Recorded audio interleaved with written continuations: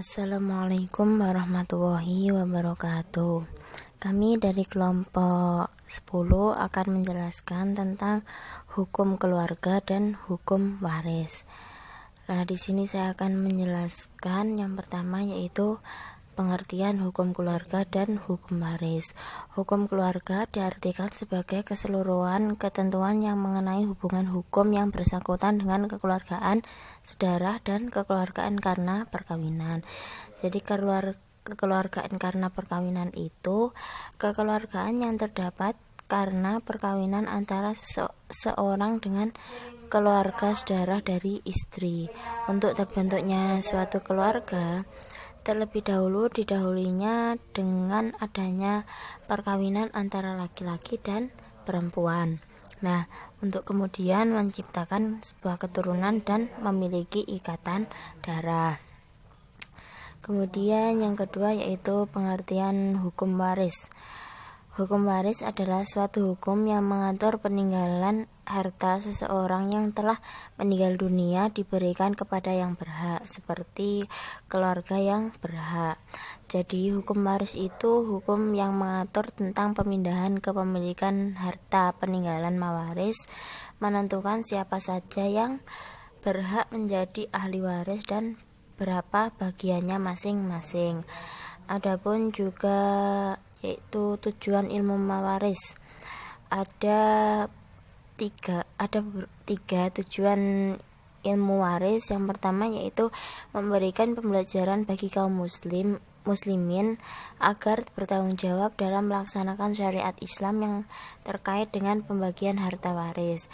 Jadi memberikan pembelajaran dan bertanggung jawab supaya bisa melaksanakan pembagian warisan sesuai dengan syariat Islam.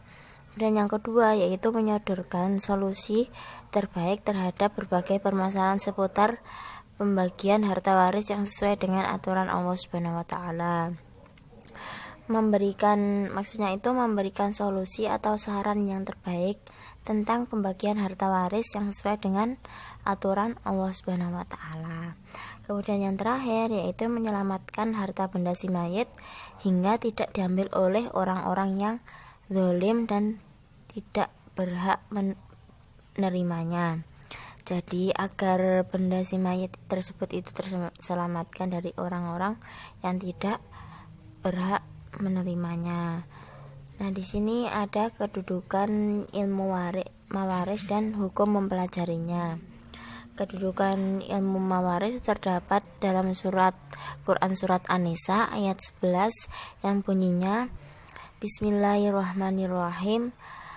Aba'ukum wa abna'ukum la tadruna ayyuhum aqrabu lakum naf'a qaridatam minallah innallaha kana aliman hakima. Yang artinya tentang orang tuamu dan anak-anakmu yang tidak mengetahui siapa di antara mereka yang lebih dekat manfaatnya bagimu. Ini adalah ketentuan dari Allah Subhanahu wa taala. Sesungguhnya Allah Subhanahu wa taala Maha mengetahui lagi Maha bijaksana.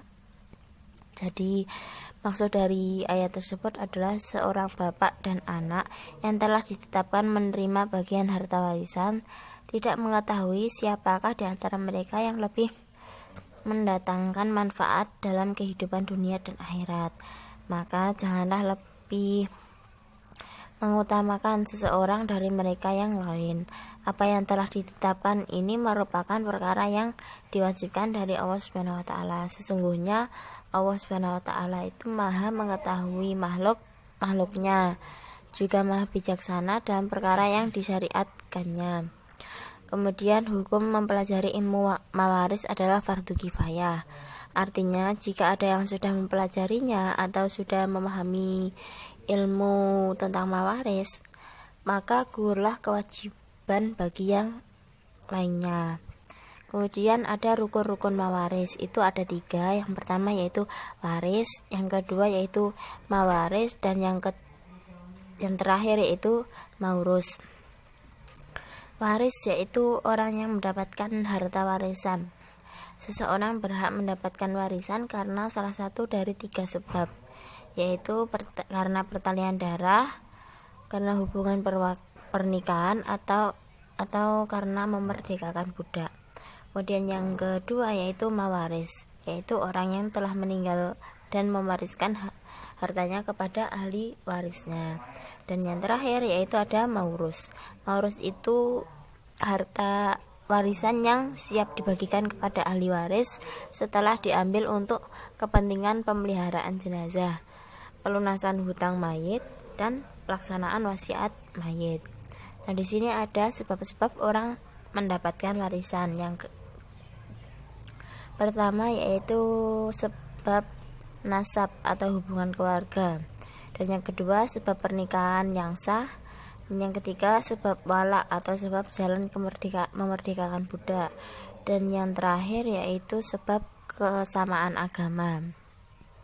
Nah, di sini yang pertama yaitu sebab nasab, yang artinya yaitu hubungan darah atau hubungan kerabat, baik dari garis atas atau leluhur si mayit, garis keturunan, maupun hubungan kekerabatan garis menyimpang, baik laki-laki maupun perempuan. Kemudian yang kedua yaitu sebab pernikahan yang sah. Yang dimaksud dengan pernikahan yang sah ini adalah berkumpulnya suami istri dalam ikatan pernikahan yang sah. Dari keduanya inilah muncul istilah-istilah baru dalam ilmu mawaris. Kemudian yang ketiga yaitu sebab wala atau sebab jalan memerdekakan budak, yaitu seseorang yang memerdekakan hamba sahaya berhak mendapatkan warisan dari hamba sahaya tersebut kala jika ia sudah meninggal dunia.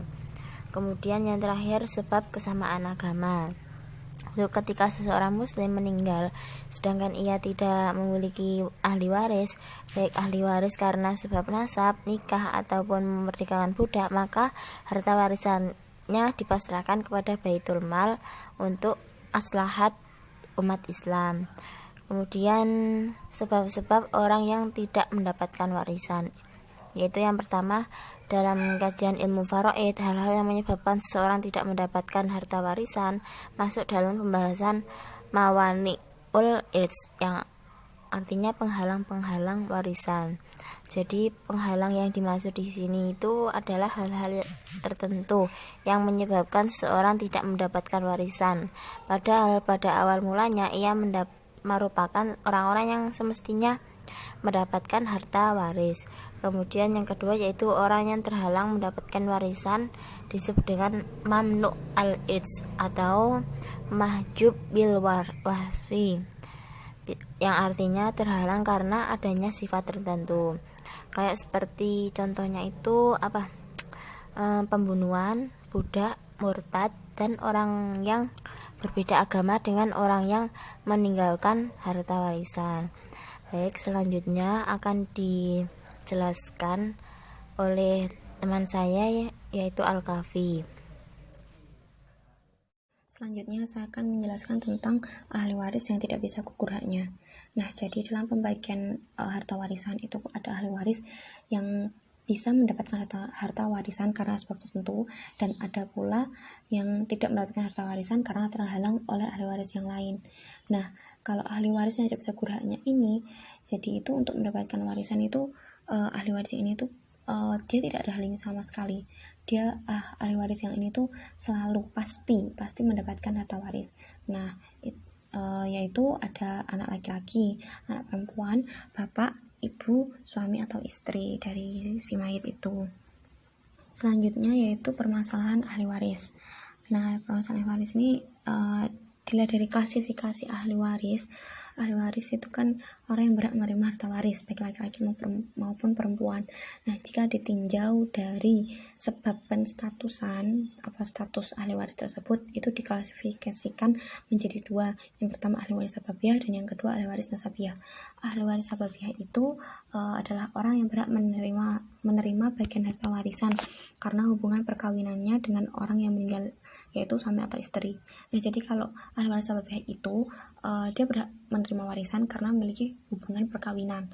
Ada sebabnya apa hubungan perkawinan itu, jadi entah suami atau istri. Nah, Kemudian yang selanjutnya itu ahli waris nasabiyah. Ahli waris nasabiyah adalah orang yang berhak menerima bagian harta warisan karena hubungan nasab atau pertalian darah dengan orang yang meninggal. Jadi ahli waris nasabiyah itu kan ada hubungan nasab, ada pertalian darah. Nah, di situ pasti nanti ada bapak ibu, kakek, nenek, anak gitu. Nah, dari ahli waris nasabiyah ini itu terbagi menjadi 3, yaitu ada usulul mayit, furu'ul mayit, dan al-hawasis. Usulul mayit yang terdiri dari bapak, ibu, kakek, nenek, dan seterusnya yang merupakan garis keturunan ke atas dari si mayit. Kemudian furu'ul mayit itu cabangnya, jadi kalau furu'ul mayit itu ke bawah ada anak, cucu, dan seterusnya. Nah, selanjutnya kalau hawasis itu yang ke samping, jadi ada paman, bibi, dan anak-anak dari paman dan bibi. Nah, selanjutnya jika ditinjau dari jenis kelamin, ahli waris itu terbagi menjadi 2, ada ahli waris laki-laki dan ahli waris perempuan. Ahli waris laki-laki itu terdiri dari 15 orang, ada suami, anak laki-laki, cucu laki-laki, bapak, kakek dari bapak sampai ke atas, kemudian saudara laki-laki kandung, saudara laki-laki seayah, saudara laki-laki seibu, anak laki-laki, saudara laki-laki sekandung, anak laki-laki, saudara laki-laki seayah, paman sekandung dengan bapak, paman seayah dengan bapak, anak laki-laki, paman sekandung dengan bapak, anak laki-laki, paman seayah dengan bapak, orang yang memerdekakan. Nah, jadi jika semua ahli waris di atas itu ada semua, maka tidak semuanya itu mendapat warisan. Nah, yang mendapat warisan itu nanti ada suami, anak laki-laki, dan bapak. Kan tadi ada yang terhalang, ada yang tidak, yang disebutkan tadi kan ada yang terhalang dan ada yang tidak. Nah, jadi kalau ada 3 ahli waris yang 3 ini itu ada suami, anak laki-laki, dan bapak, maka selanjutnya itu sudah terhalang, sudah terhijab, tidak dapat menerima ahli waris itu gitu. Nah, selanjutnya ahli waris dilihat ahli waris dari perempuan itu ada 10, yaitu istri, anak perempuan, cucu perempuan dari anak laki-laki, ibu, nenek dari ibu, nenek dari bapak, saudara perempuan kandung, saudara perempuan seayah, saudara perempuan seibu, dan orang perempuan yang memerdekakan. Jika ahli waris perempuan ini semua ada, maka yang mendapat bagian warisan adalah istri, anak perempuan, ibu, cucu perempuan dari anak laki-laki, dan saudara perempuan kandung. Selanjutnya, jika seluruh ahli waris ada baik laki-laki maupun perempuan, yang mendapatkan bagian adalah suami atau istri, bapak atau ibu, dan anak laki-laki. Nah, jadi sama ya kayak yang laki-laki tadi. Jadi jika yang dijelaskan itu ada istri, anak perempuan, ibu, cucu perempuan dari anak laki-laki, dan saudara perempuan kandung, maka yang setelah-setelahnya itu nanti tidak mendapatkan warisan. Yang mendapat warisan hanya yang itu tadi, karena yang bawah. Selanjutnya yaitu furudul muqaddarah. Yang dimaksud dengan furudul muqaddarah adalah bagian-bagian tertentu yang telah ditetapkan Al-Quran bagi beberapa ahli waris tertentu. Nah, jadi dalam Al-Quran itu sudah dijelaskan berapa bagian ahli waris dan akan menerima harta waris berapa bagian. Nah, itu dijelaskan dalam Quran surah An-Nisa ayat 12 yang berbunyi Bismillahirrahmanirrahim.